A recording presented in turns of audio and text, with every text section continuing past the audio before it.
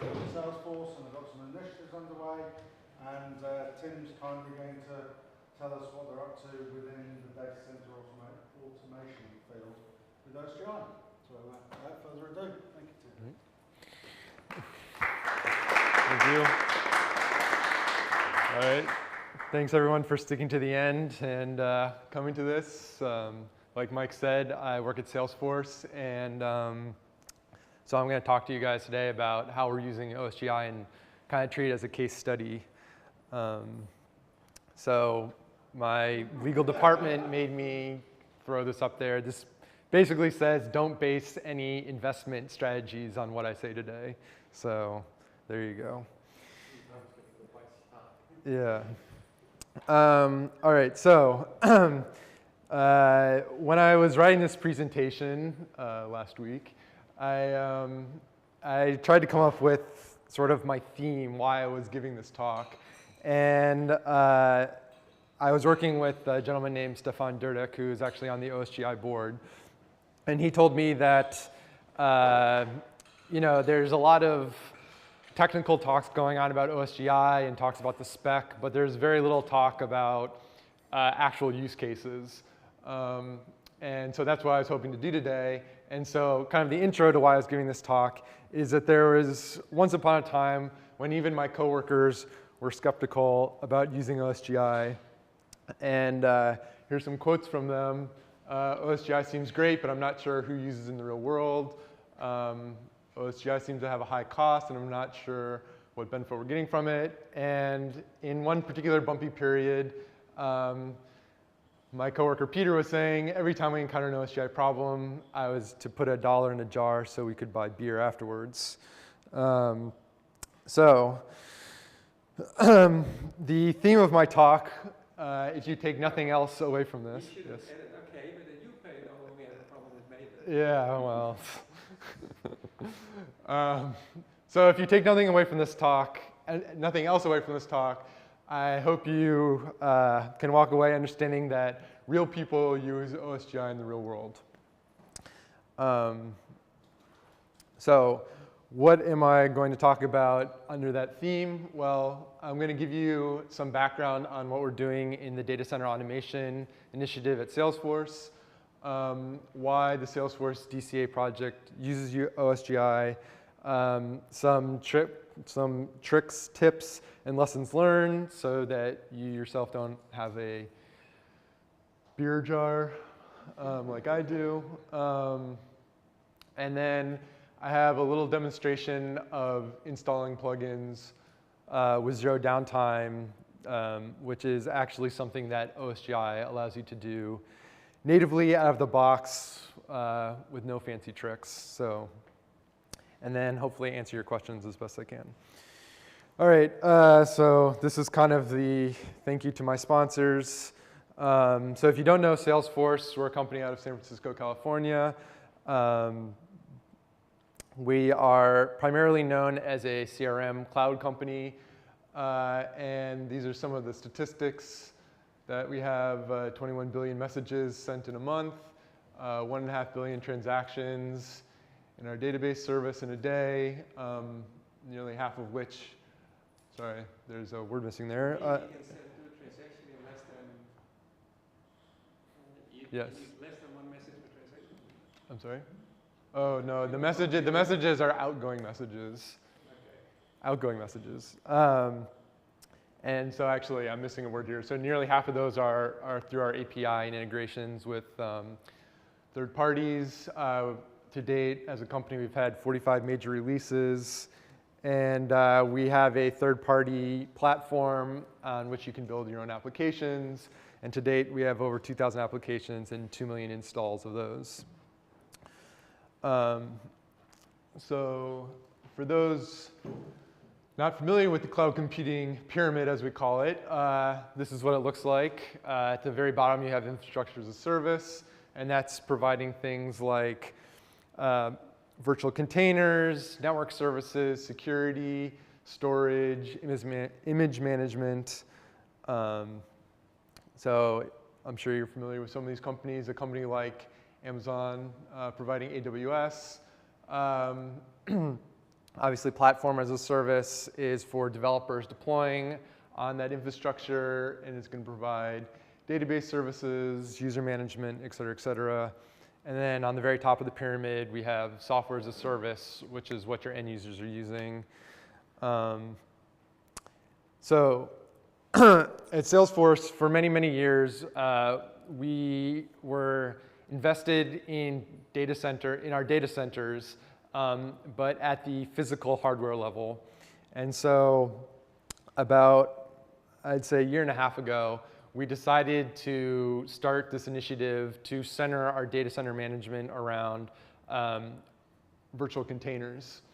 And the idea there was that we could more easily control versioning and security and HA and move these containers around the data center as we saw fit, shut down the ones that weren't working, bring them up somewhere else, and have a much more flexible data center.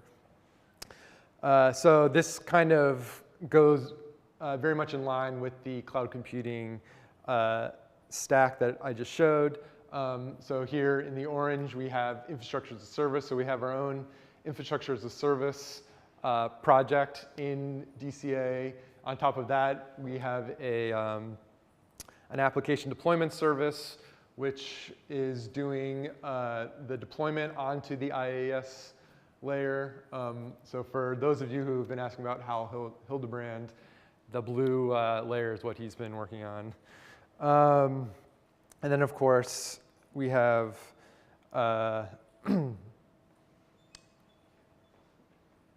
software as a service at the very top. So we actually add a couple of extra pieces to this pyramid. At the most basic layer, we actually have a physical data center bootstrapping project, and that's going to do your OS installations and your static network configuration. And then the fifth and final piece is health monitoring, which is actually most near and dear to my heart because that is what I'm the technical lead for. So that's going to take signals of your deployed applications on this platform and interpret them, and if there's something wrong with your particular application, we're going to do something to fix it. So there you go. And then internal engineers are going to deploy on top of this. Okay, so I kind of wanted to, before I launch into the OSGi use cases, or the OSGi world, I kind of wanted to describe a couple of the workflows that we've been working on. So the first most basic one is data center expansion. So that uses the IaaS and data center bootstrapping layer. So the idea is that you roll a rack of servers right into the data center, you plug them into the switch, and the physical data center bootstrapping layer takes over, installs an operating system on those physical machines, assigns them roles, and then registers those with the IaaS layer. And so now the IaaS layer can treat these as a new set of resources. For software deployment, it's very simple. A service or product team, however you want to think of it, submits their code as an artifact and a configuration which describes how to run that artifact and how to ping that artifact and the number of deployments that you want. You submit that to source control. The application deployment service picks that up, makes infrastructure requests to the IaaS layer, which creates the VM and load balancer entry, and then the application deployment layer deploys the application into that VM, and you have a live application. Now, the interesting thing about this is that the application deployment services actually try to maintain cardinality of your application. So that is to say that if you say, I want 5 instances of my deployed application, in initial bootstrap in number 2 and 3, we'll spin up 5 new VMs, we'll deploy your application, And then this blue layer will constantly poll your application for liveness. If any of those go down, there's a loop in there that will automatically spin up a new VM and redeploy your application. So it's going to maintain cardinality of your application within our data center. So with the health monitoring, this is actually a feedback loop. So once your application is deployed, we're going to be taking health signals off of these applications. So they're kind of self-reporting into the system. So if they think that they're not executing correctly, but they're still live, then that cardinality loop actually isn't going to pick that up and do something about them. Instead, we have this health monitoring service that's going to, like I said, allow the applications to self-report. And then if they start self-reporting errors, the health monitoring service is going to aggregate those signals and decide what to do. So there's actually an escalating repair sequence that we have built in there. It's reboot, reimage, and replace. So the first time you infer an unhealthy signal, we might say, okay, let's reboot the service. And so we ask the application deployment services to run a reboot, and then we keep monitoring, and if the signals don't go healthy again, then we'll step up to perhaps a reimage, and we'll deploy the application in a different spot, et cetera, et cetera. So it's this feedback loop that we've created. Okay, so that's kind of a summary of the use cases that we have. This slide shows some of the technologies that we've been using. You can see we're very Java heavy. We like Java a lot at Salesforce.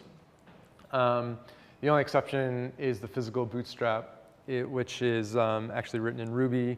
And of course, we've engineered this in such a way that the application developers developing on top of this stack can choose whatever language they want, because we were just running in VMs. So myself running the health monitoring team and the lead of the infrastructure as a service team have chosen to use OSGi within our Java implementations. Okay, so why did we choose to use OSGi? So before I get into that, I'll actually say that this is a tale of two use cases. We have two OSGi initiatives going on at Salesforce, actually. So one is what we consider our core application, which is our CRM application, kind of our moneymaker. So that was built a long, long time ago, 15 years ago. And it was built in a very monolithic way, because that's how people did things then.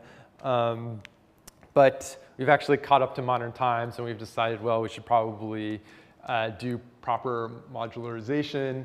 And so there's an effort underway to convert our core application to OSGi.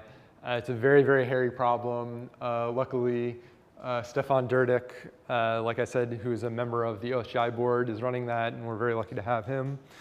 So the second use case, obviously, is the data center automation, like I mentioned. It's greenfield, and luckily, we decided that we liked modularity so much that we were going to do OSGi from the very beginning, because it forces your hand with modularity.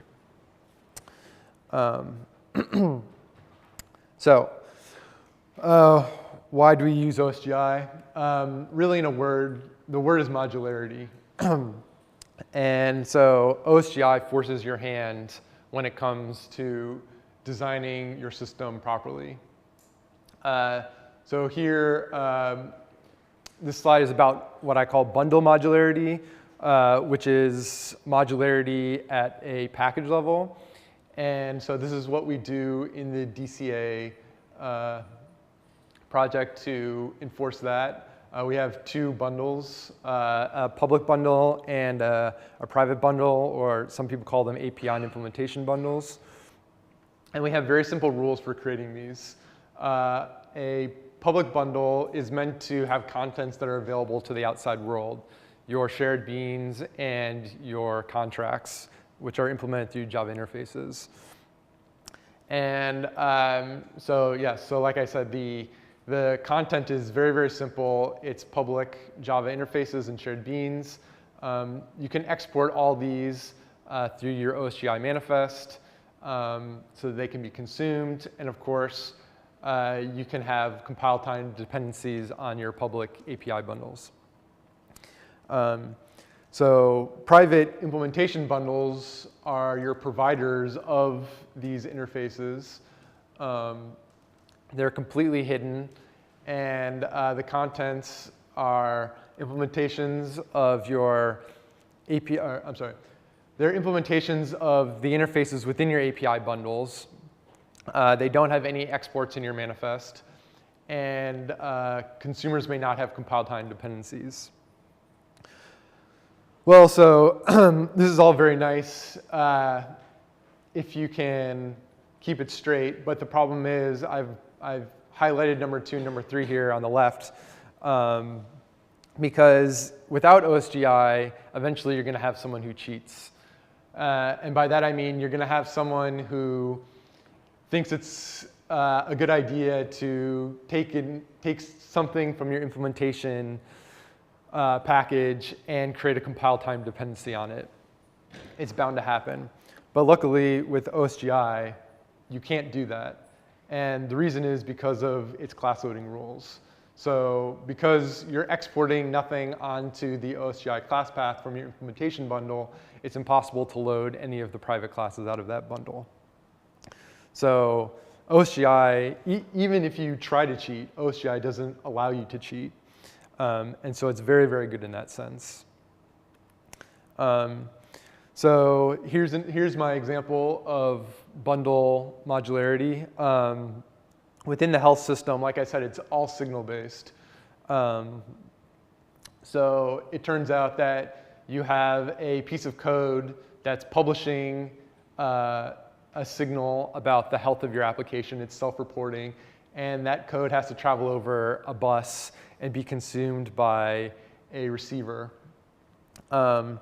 So because we've divided this into a public API and a private implementation, it means that we can choose, we have a public signal receiver bundle, which describes this element within the health system to receive these signals from the bus. And because it's divided from the actual private implementation, we can choose which bus implementation we're going to use. So for example, we could use the pub sub bus within Redis. And all that means is we're going to write a Redis signal receiver implementation bundle. Or we could use, so we actually, internally, we have a modified Kafka project called Ajna. So if we wanted to use that, we just write an Ajna bundle.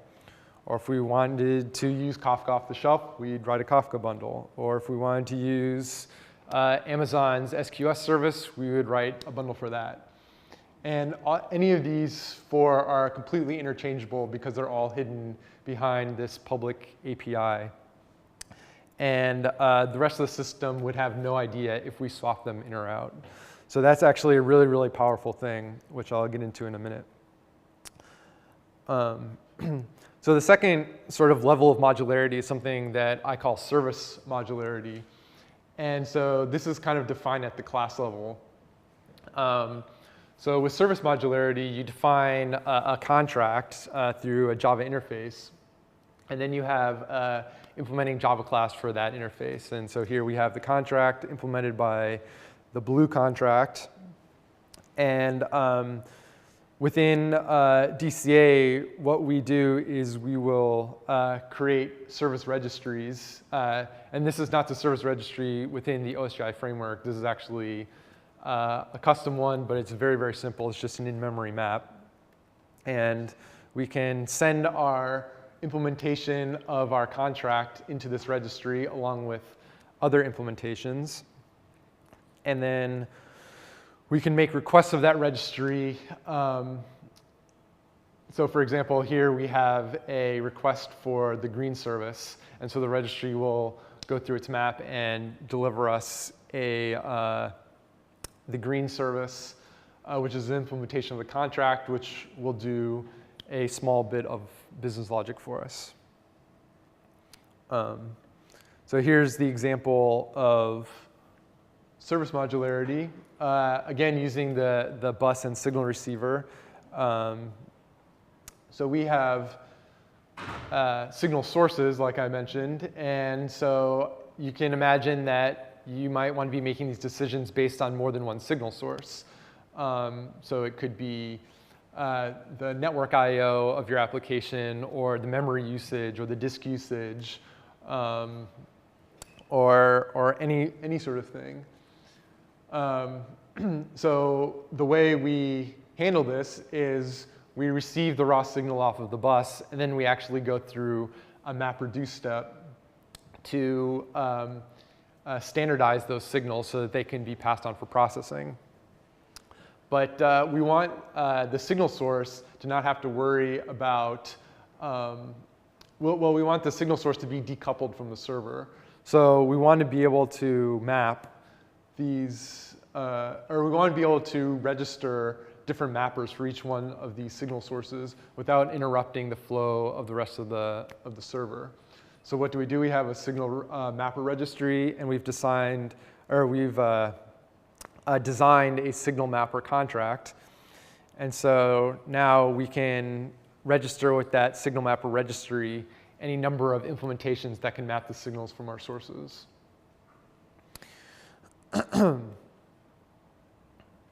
And so one quick note on service modularity. So these service implementations can be in the same bundle, or they can be in different bundles. It's totally up to you. And so actually my demo is going to be along these lines, where we have two signal mappers in the same bundle that we're going to register. So getting back to why is modularity important? One really important thing that we found is it makes engineers very, very efficient. So what do I mean by that? We're actually, on the health system at least, we're actually only a team of 3 people. And so I'm over here working on the core server, and I've defined the signal receiver public bundle, which is the contract. And my coworker Lee is over here, and he is working on the Ajna plugin, which contains the Ajna signal receiver implementation. And then Peter is working on the publisher. And so we're able to separate. Oh, right. So we've defined a contract here. And this is important because we're able to work in completely separate workspaces. So I am working in my own Git repository. Lee is working in his own Git repository. Peter's working in his own Git repository. And the thing that all ties it together is the contract in the middle. And all we have to do is test against that contract, make sure that we can provide and consume based on that contract, and everything works very, very well. We call it the true Eclipse model, which is you have a core service. In this case, it's the health server, and you have third parties developing plugins completely on their own life cycles. So of course, we use semantic versioning to keep everything straight, and we can have 0 downtime releases, as it turns out, which is what I will be demoing for you. Okay, so the last slide I have on why we use OSGi is just it's very, very feature rich, as it turns out. So when you sit down and you're developing an application and you think of the types of things that you need, here's kind of a short list that I thought of. dependency injection, configuration management. Most everyone is using an HTTP server these days, administrative UI. And it turns out that OSGi provides components for all of these things. There's a declarative services component, a configuration admin, an HTTP service, and the Felix web console. So these are all things that just come with OSGi, that you don't have to reinvent the wheel constantly. So it's really, really nice. And there, I actually have one quick note on declarative services. It's not just a dependency injection mechanism. It actually does a complete life cycle of your service. So you can run, there are hooks for setting up your service and tearing down your service and modifying your service. So it's actually a very, very powerful system. Okay, so a couple of tricks, and then I'll show you the demo. Okay, so tip number one is use BND. Is everyone familiar with BND? Yeah. Okay. I didn't think that anyone didn't use it, but I actually ran into a gentleman today who was writing XML files, which I thought was just crazy. And he's not yet using it. Yeah, he's not yet using it. So if you guys know it, then BND just auto-magically generates your bundle metadata files. I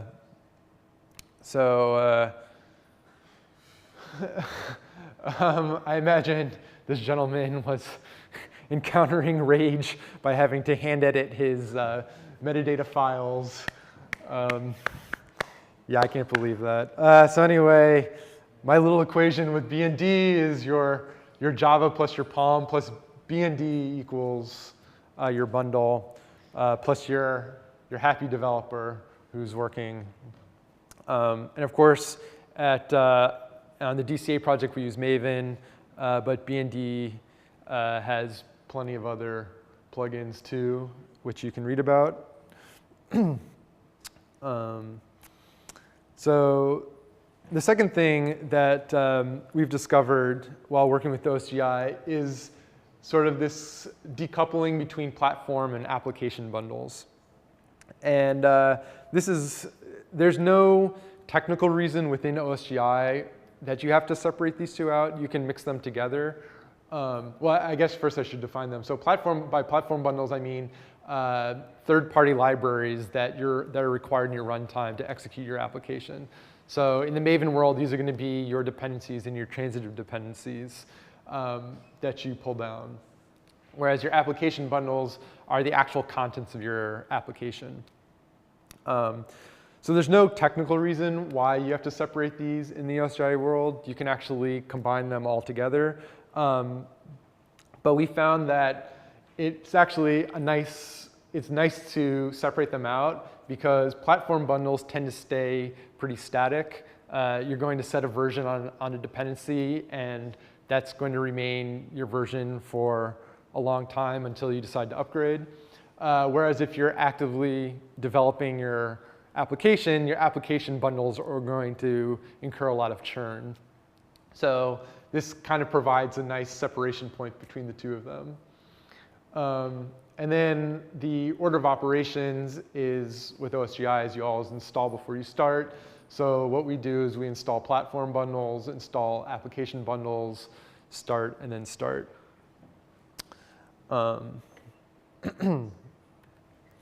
So tip number 3 is trust the framework. So when I wrote this slide, I kind of glommed on to the idea that people want to control the start order of their bundles. And because it's actually something, when I started working with OSGi, that I really wanted to do, because you think you know the order in which all your things should start and the dependencies and everything. But believe me, once your project gets even reasonably complicated, you're going to lose track of your dependency tree. And so it turns out that the framework doesn't care about the order in which you start or install things. And so I have a couple of quotes, one from Peter Kreens and one from Neil Bartlett, who literally wrote the book on OSGi. And so these are from Stack Overflow quotes. I'm sure they don't even remember saying them, but Peter says, in general, trying to control start order is a disaster in the long run. And Neil says the correct approach is always to install all of the bundles before starting any of them. If you do this, then the order of installation does not matter. So it's really important to just trust that the framework knows what it's doing, and don't try to embed your fingers and think you know better. I found that OSGi actually knows better than I do. And so the last piece of advice that I'll give you is to use the Felix Web Console. This has saved my life more times than I care to count. It is awesome.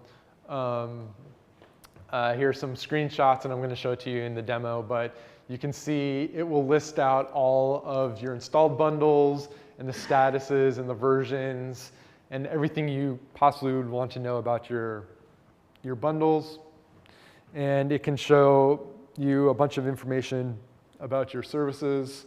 And yes, it's just a great debugging tool. And if you're serious about OSGi, you should definitely install it and use it. And there's a link for more information. Okay, so let me show you a slide about what I'm going to demo, and then I'll show it to you. Okay, so like I said, a couple slides back in the service modularity slide, we need to be able to handle multiple signal sources in the health service. And so what I've done in this demo is I'm running Redis, and I'm going to start sending demo 1 and demo 2 signals across the bus and feed them into the health server. And like I said, we have a signal mapper registry and a signal mapper contract. And then in a completely separate project, I've created a bundle which contains the mappers for both these signals. So without the proper mappers, these sources mean nothing to the server. And what we're going to do is install the bundle and activate it, which means that we'll register these services in the registry. And when we do that, then they'll start meaning something to the server. And so the cool thing about this is it actually doesn't require any downtime. The server is always going to be running, so we'll see that. And I just want you to note, as you're watching this demo, there's really no magic here. I haven't done anything particularly sophisticated. I've just started up the framework and installed these various components to help me along the way. And when you do that, this just magically works. And so if you're, and actually I'd advise, like, if you are interested in a setup like this, to check out En route, which is a new project that some of these guys are working on, which is going to be kind of a bootstrap platform, which is going to come with a lot of these components already installed for you. So let's see here.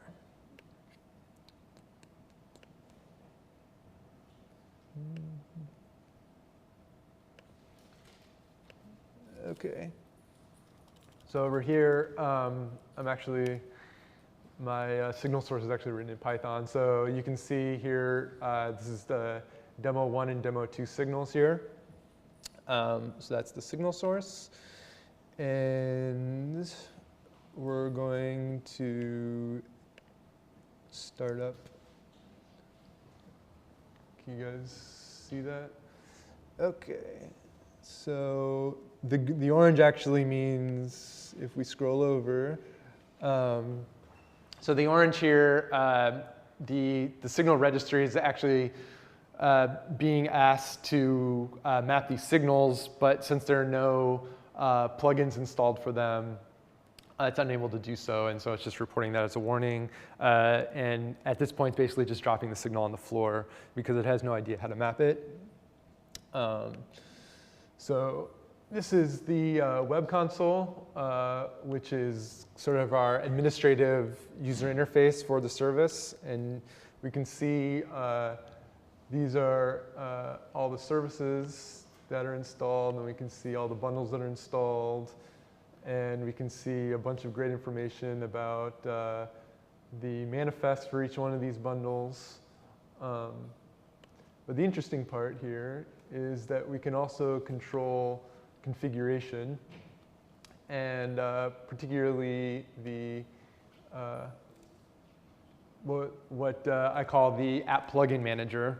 And so this is where you can actually dynamically start plugins for the service. So for example, yeah, if we had a different ORM plugin other than Redis, it would appear in this dropdown, and et cetera, et cetera. But here you can see we actually have no signal mapper plugins because nothing is installed yet. But installation is actually very easy.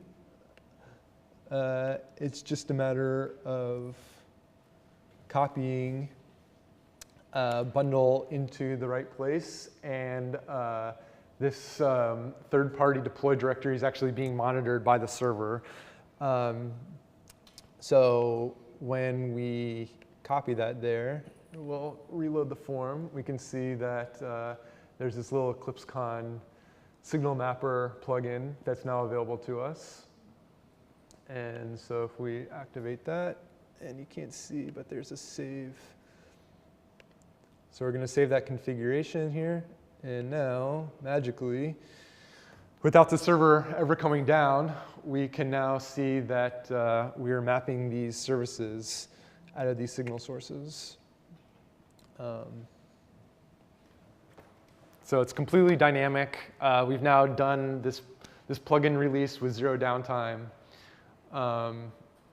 which is a big deal for this service in particular because it's managing the health of our data center. So this demo sort of in a nutshell is a big reason why we chose to go with OSGi. Another cool thing that I actually failed to mention as one of the advantages of this model is that because we can keep our proprietary source code off into plugins, that means that we actually have a fighting chance of open sourcing this core server. Because if I'm just using Redis as the message bus and Redis as my data store and a bunch of open source components, the company has no problem with me open sourcing that, and I can keep the modified Kafka implementation hidden from the general public, which makes the lawyers happy. So, yeah. So, and of course, sort of the end of the demo is I can reverse this process by deactivating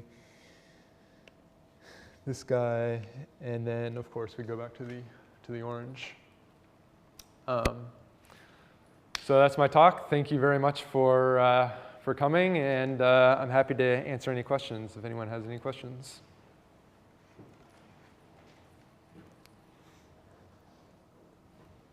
Come on, ask me some questions. We've got Yeah, 20 minutes, and there's no beer for 20 minutes. So. Sorry, guys. We registered this as an hour-long. That's fine. That's good. But nothing. Anyone? No one. Good. Sure. You built up a big system that really handles a lot of transactions, and it's based on OSGi. And I would be interested if you used any other open source technologies that work well on OSGi and handles this amount of transactions. What technology are we using? Technologies that you liked and you dropped out because you couldn't handle that. The kind of scale. Yeah. So. So your experience. Yeah. You know, it's actually tough for me to answer that question, simply because this this service that we're watching right now, Scroll Past, is about to be installed into pre-production. So we actually haven't gotten a full scale test on it quite yet. So I'll be able to answer your question in about 2 weeks, but not today. I mean, I can talk to some of the technologies that I'm using. Yeah, so we're using Redis, like I mentioned. We have an embedded queuing system called Hornet Queue. And yeah, those are the two big ones when it comes to dealing with scale. But like I said, the nice thing about this is those are all hidden behind public contracts. So if during our scale testing we find out that, let's say, Hornet Queue falls over after a certain scale, well, it's going to be very, very easy for us to go in there and replace the queuing mechanism with something else, just so long as it abides by the contract.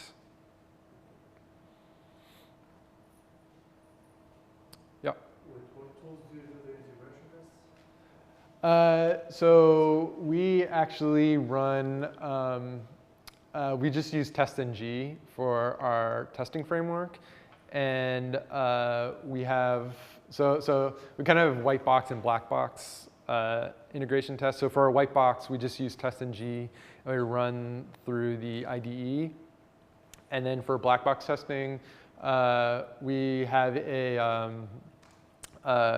we kind of call it, it's an in-a-box solution. So we've built images of of the various services that we need, and we'll deploy those images into a developer's box and then run black box integration testing that way. And the images are built with sort of, it's kind of a wrapper around Docker. Yeah, and then sort of the full-scale integration testing, we have pre-release environments that we'll deploy to run the full-blown integration testing.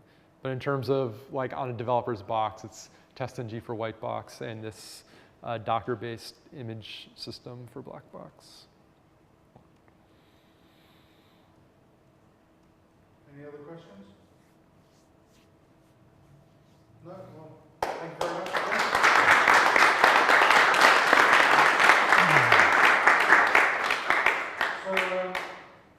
So that's the end of the conference today. There is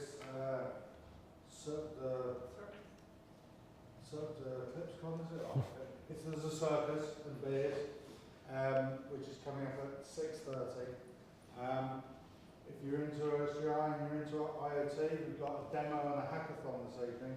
So that's down in the Power Up Lounge. If you've got a Raspberry Pi with you, bring it along. You'll get a free SD card and you can actually take part in the demo. So thank you very much, and thank you, Tim, and see you later.